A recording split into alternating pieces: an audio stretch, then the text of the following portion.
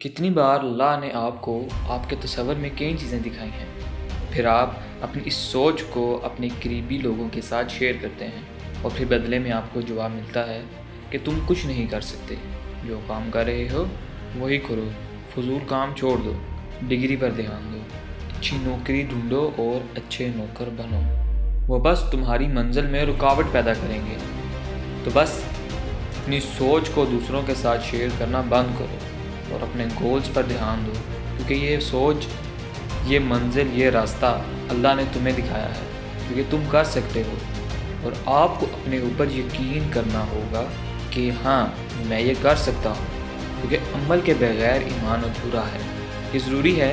کہ جب آپ اپنے مقصد اور اپنے خوابوں کو دیکھتے ہیں تو اسے کیسے کرنا ہے، اس کام کا علم بھی ہونا ضروری ہے۔ پھر نہ صرف آپ یہ کام کرو گے